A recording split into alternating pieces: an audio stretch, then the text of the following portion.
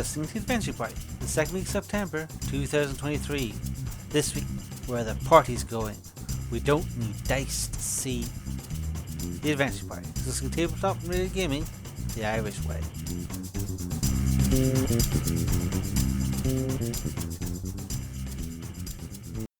Welcome to the party.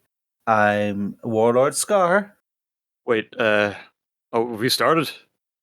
Yeah, I'm sorry, didn't notice. I'm Savage Mick.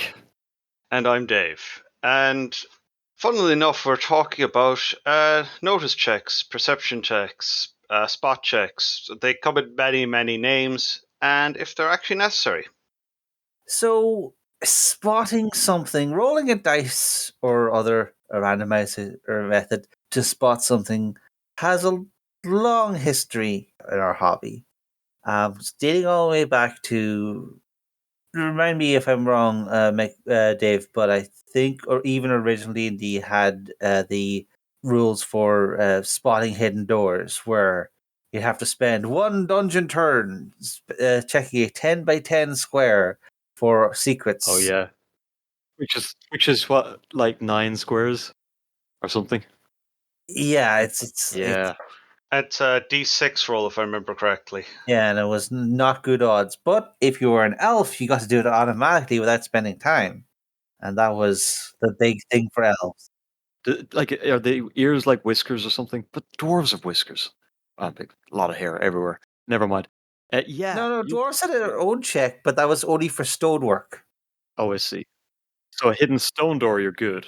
Yeah, but you can already see the problem where it's like, well, okay. See, back in original D&D, there was dungeon exploration turn, and part of the idea of this process of searching secret doors is that you're essentially gambling time in the dungeon.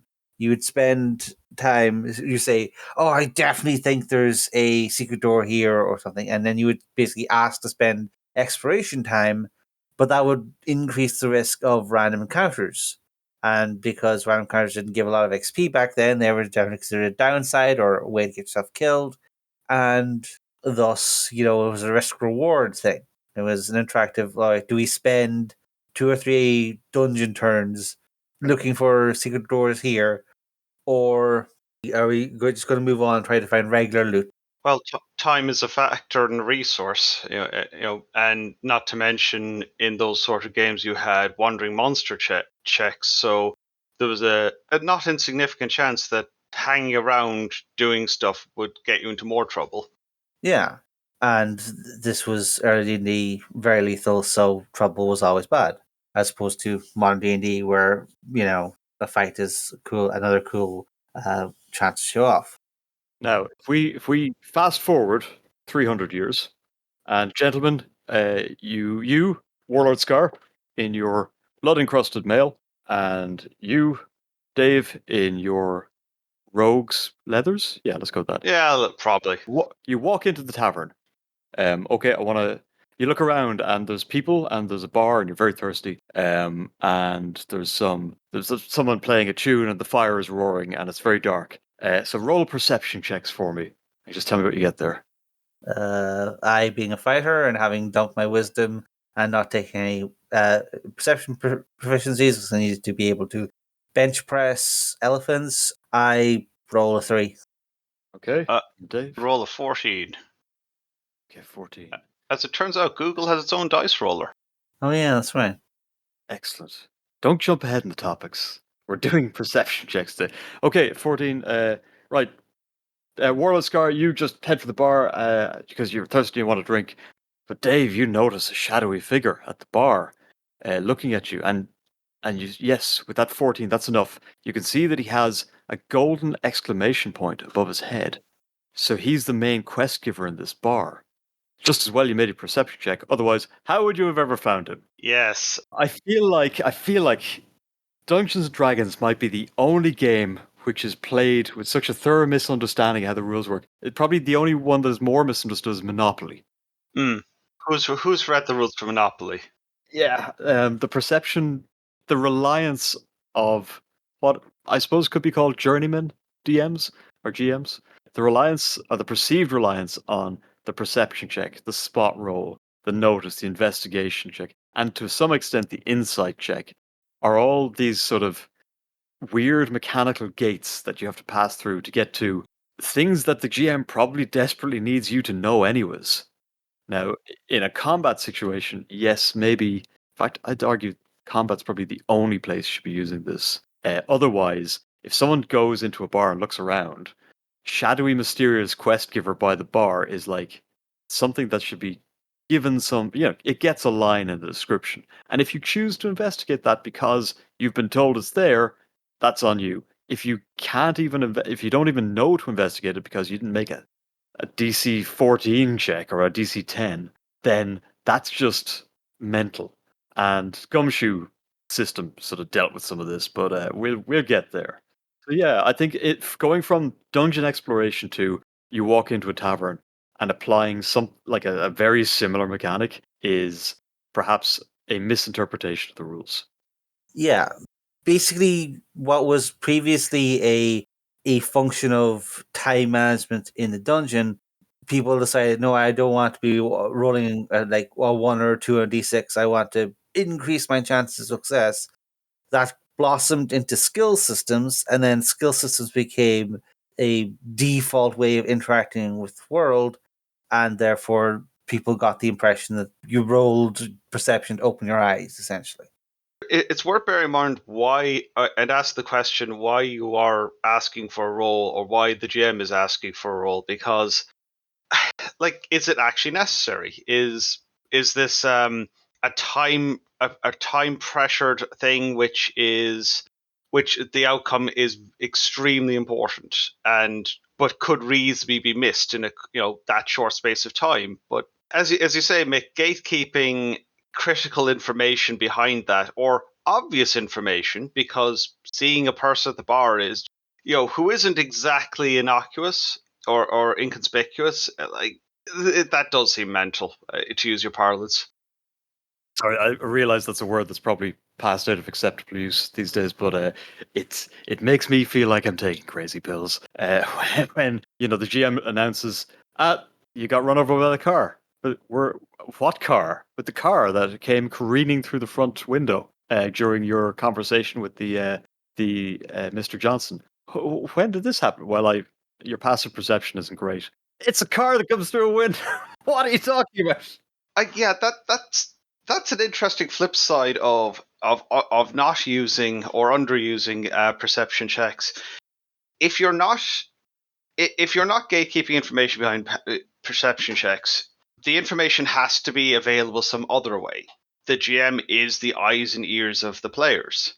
So if a large ship is approaching and has closed the distance, and the first you hear of it is, oh, it's here, then that seems unreasonable for the players. Yeah, I'm being exaggerating for effect, but I think it's fair to say that it can block critical information. It can sometimes feel like you're trying to see the world through a keyhole, and that keyhole is sometimes shuttered because you didn't manage to roll a dice. So I like a passive perception stats. I think have their place for allowing the GM to make informed decisions about what to describe in a scene, but like always dropping clues. You know what is that splashing I can hear through my passive perception? It's somewhat alleviated with playmats and terrain and miniatures and things. There's lots and lots of visual information you can give on the table without perception rolls. And the other place you can avoid it is with props. If the bloodstained letter has a thumbprint on it, and there's two different handwritings, like players who look at an actual bloodstained letter, well, not actual blood, someone who's made a prop. Careful with your prop work.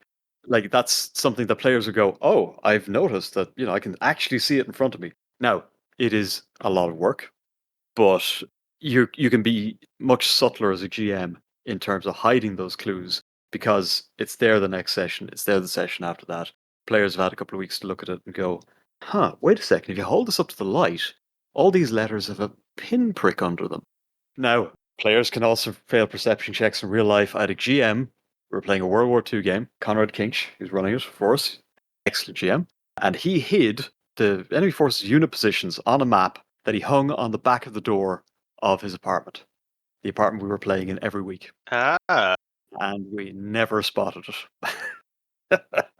We never Oh, spotted this map, but it was there. If we'd stumbled across it, he'd have happily said, "Yep, that officer you killed has this map on them." I guess that's sort of the one of the things is like people fail notice checks in real life all the time, and therefore the concept of a person being better or worse at perception is in their mind. You know, some people are more attentive, some people are, let's say, more focused on what they're looking at rather than, you know, the world around them. And there are some people who, you know, there's always, everyone knows of an incident where they should have seen something and they just didn't for one reason or another. And people can map that onto, oh, I rolled badly in a check versus I rolled well in a check. But as a simulationist way of thinking things, that's one thing. But as a reflection of how information flows in a game, it causes problems because, well, it can cause problems, but it's like all information is coming via GM and all context, and therefore a GM who's leaving something up to random chance is essentially giving players random information. Like the detail of the information that they have is randomized, and therefore you can't have a consistent level of awareness or information flow in your game, and therefore people's choices in the game, which are informed by what they know, what their characters know, also become somewhat random.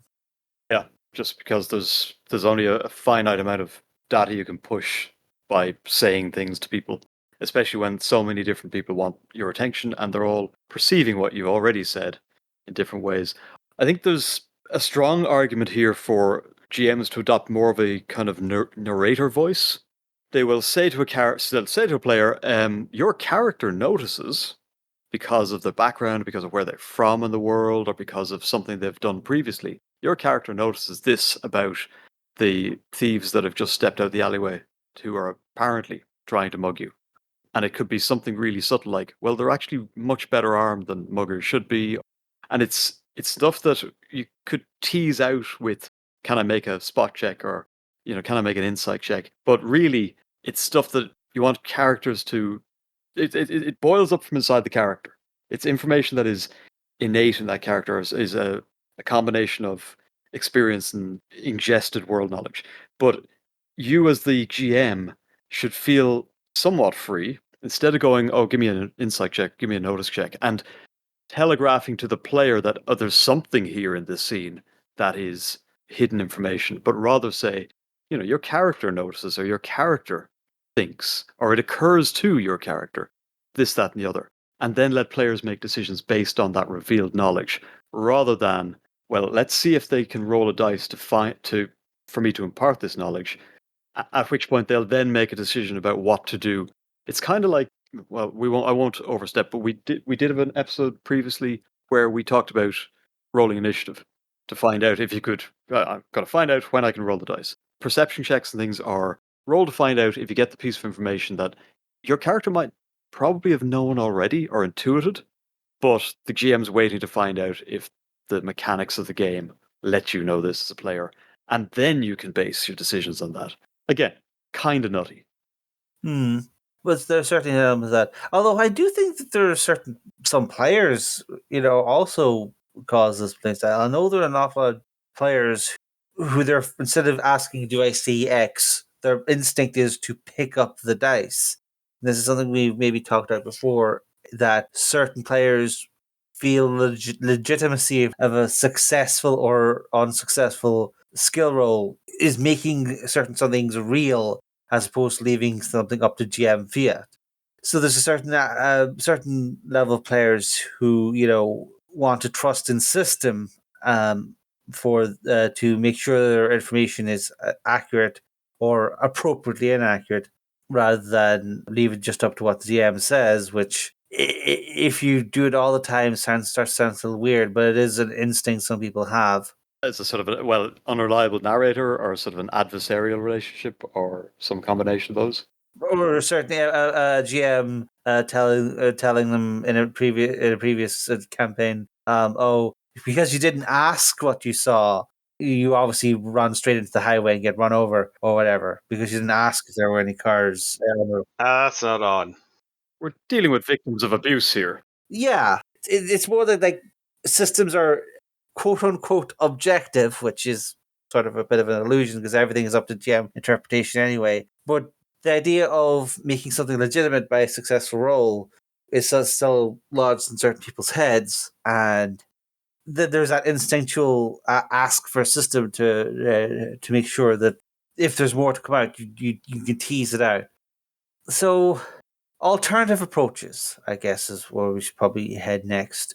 And okay, fair, yes, alternatives. Let's not throw the baby out with the bathwater. There was a reason for actually mechanically checking to see if something was made obvious to players, like deliberately hidden things. No one wants you to find the secret door, right? It's secret.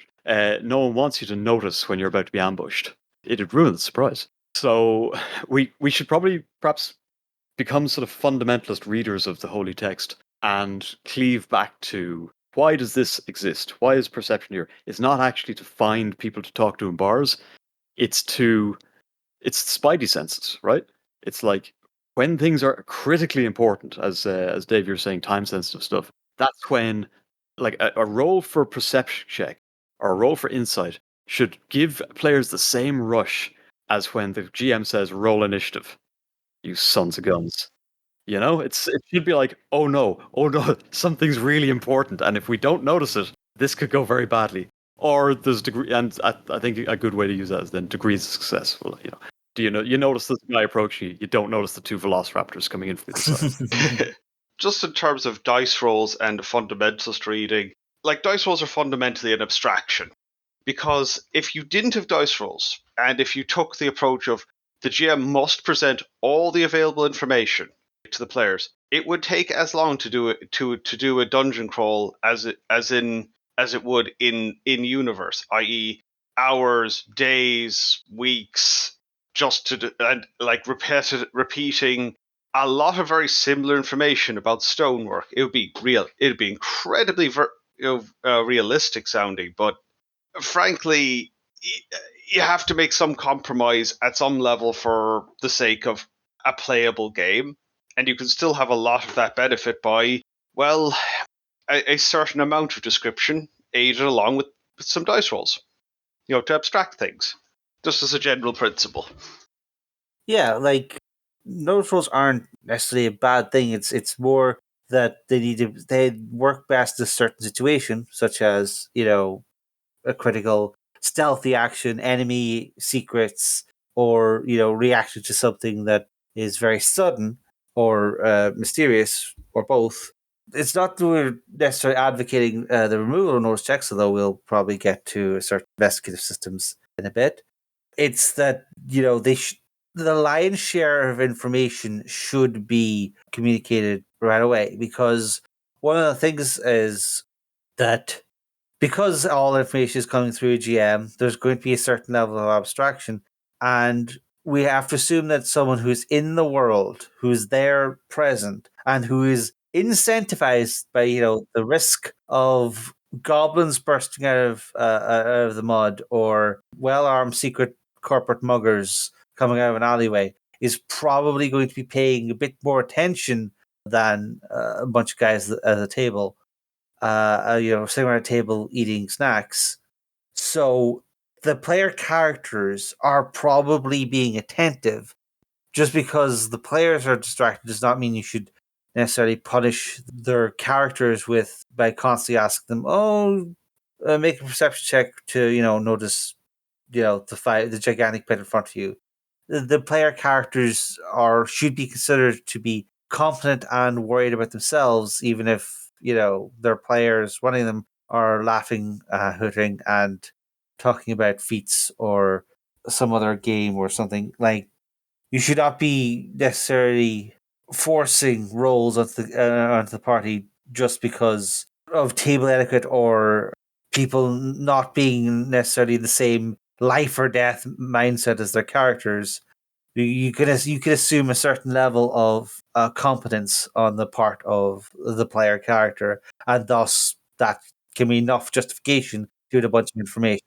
So the players aren't paying attention, but the player characters definitely are. Oh yeah, If one goblin comes out of the mud, you're guaranteed there's going to be more of them. Get the yeah. 10-foot poles, boys. Like dungeon crawling, or like if you're investigating, I don't know, a team of assassins in an urban environment.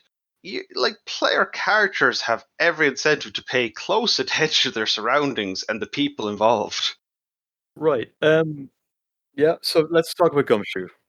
Okay, yeah, let's go with Cumshoe, which is sort of the poster child for the extreme opposite.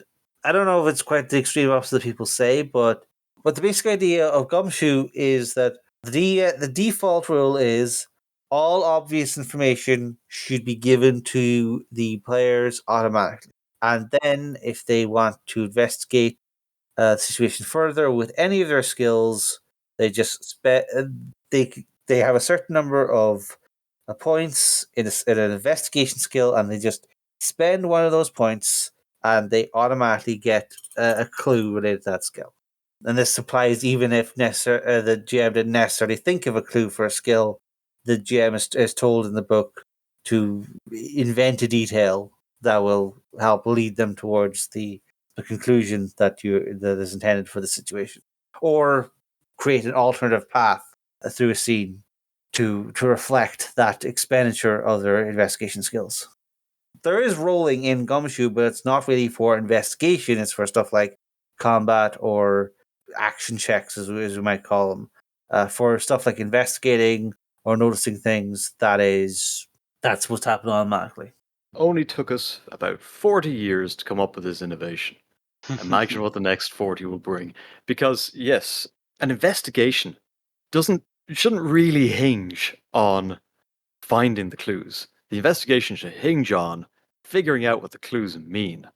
Hmm. Yeah, And while you sort of need happenstance and a certain amount of luck and diligence and thoroughness to find clues, so much of that can be abstracted with, as you say, spend a penny, find a clue, or just tell the GM, look, we put in the time, we go to the local city records, and we look at all the owners of that building for the last 30 years. And if you're on the right track, then that shouldn't require, oh well, make an investigation roll.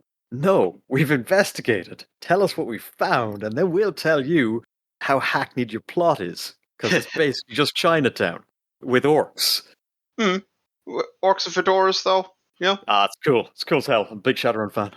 Yeah, but yeah, like I am seeing in games where investigations are a notable thing that the GM advice is more leaning towards don't wall critical information behind roles that players can fail. Like if they need information, find a way to give it to them. Like or to present like and like you say, it should be about interpreting the clues or making decisions. Where I think a role could be useful is if there's a time critical element like well like that dossier is about to be drowned in a vat of acid, so you better go and get it if you want it. Might help along the investigation, might be nothing, but you won't know if it gets dissolved. Or if you have a role to quickly go through those 40 years of records so that it pays off for that scholarly sort that has invested in those skills. As in, oh boy, I found those documents in no time, so we now have more time to investigate other leads, like that sort of thing. An investigation is amazing. Yeah, and it's a very cinematic trope. Someone's kind of trying to get through security. It's a Sneakers. Sneakers is probably the best movie to talk about. Great film. Where you want, I need the code. I need the code now. I need the code yesterday. Or the Matrix. I need a landline. I need it quickly. Otherwise, I'm going to get run over by a murder bot in a suit.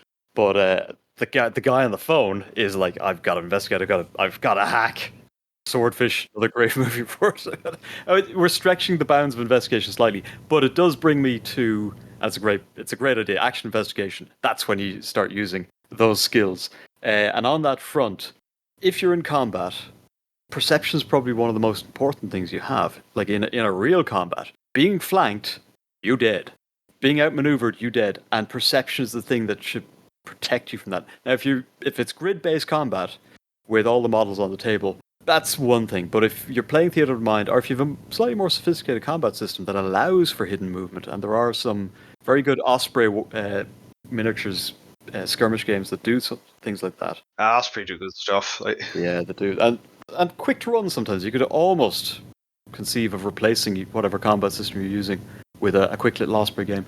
But even if we're kind of going with D&D with the numbers filed off, or any other traditional stat-based role-playing game, then GMs should be leaning on, and I know this means that the episode is now, here's things to do with notice checks, but sometimes it would be very interesting to lean on the fighter characters or the paladins or wherever I go. Give me a perception check, or what's your passive perception? To again heighten that sense that what you're spotting out the corner of your eye is an immediate threat. And we're going to find out if it's going to smack you upside the head or if you're going to turn and face it at the opportune moment. It's something to consider. Although I think that sort of comes back to the previous point, is that in most situations in a modern role-playing game, in combat, all of a sudden, unless a enemy is stealthy or turning invisible, we give people perfect information in an RPG. We tell them, here people are here, and here, and you're here, and if you move there, you'll take an attack opportunity, and if you go over there, you'll spot this guy.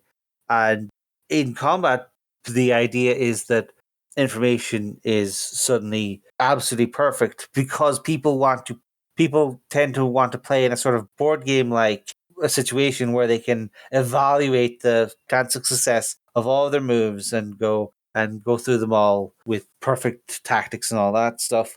So that's a very interesting contrast where in the games we run, combat, everything is suddenly clear and all moves are open and estimatable. But outside of combat and an investigation situation, all of a sudden we're muddying the waters with all these notice checks and, you didn't say you're looking in that crevice and all that stuff.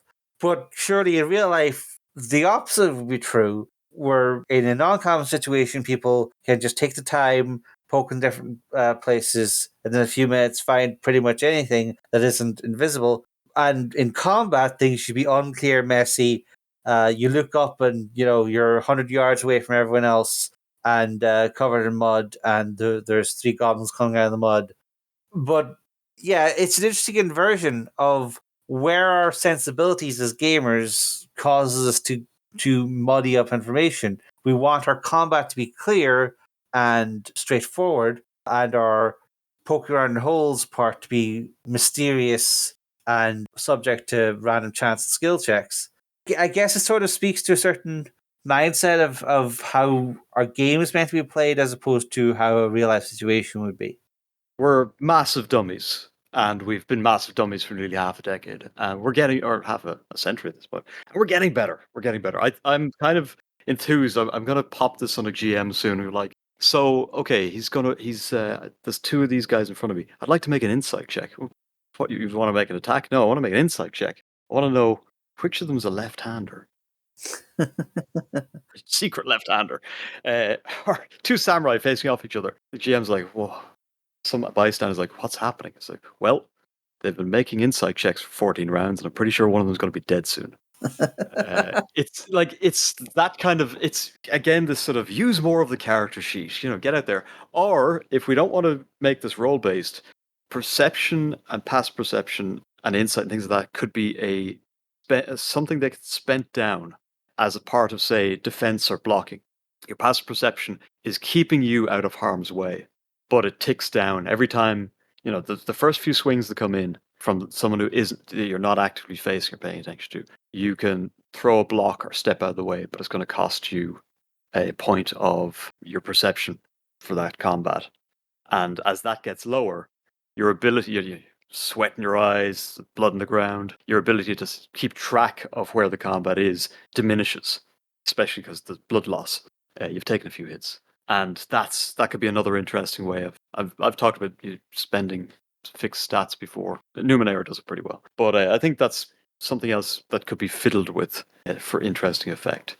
But yeah, I think we've. I've just spotted the clock here, and we've run about the average length of an episode. So, any final thoughts before we wrap it up? Consider why you're at, why perception checks or nose checks are being asked for. From either direction. As a player, consider why you're picking up dice and throwing them, and as a GM, you're saying the right tone for what information is obvious and what information is gated behind checks. And as a player, really, players should not be the ones asking for checks. But like, if your instinct is to reach for the dice as opposed to saying something, maybe you just check with your GM that they're okay with that being the way they run things. And defaults are going to be different between campaigns. Some campaigns are going to be more investigative or unclear than others. In some campaigns, having a certain confusion and a situation where characters don't know what's going on is going to be appropriate, as opposed to other campaigns where really everyone should know 90% of the information off the top of their heads, just because the point isn't finding out the information. The point is acting on the information. So yeah, consider all these things, and there's not going to be a universal answer, because there never is. GMs be a sort of a small part of the subconscious of your player characters. Like, you're the little niggling at the back of their mind. You're the insight of the moment. You're the things that they just sort of that occur to them, inspire them on occasion, that don't require roles. And you just say to the player involved, your character notices, or it occurs to them, or whatever. But for now, as usual, right before the end music comes in, look out. This party's over.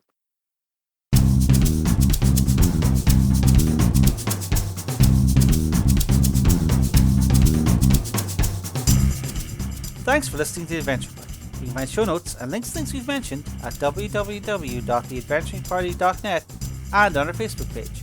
You can leave comments there, or talk to our Twitter account @AdventuringPTY, or you can record a voice message at www.speakpipe.com/theadventuringparty. We can also be contacted directly by email at party@theadventuringparty.net. If you'd like to be in touch with the party all the time, come join our Discord server, link in the show notes.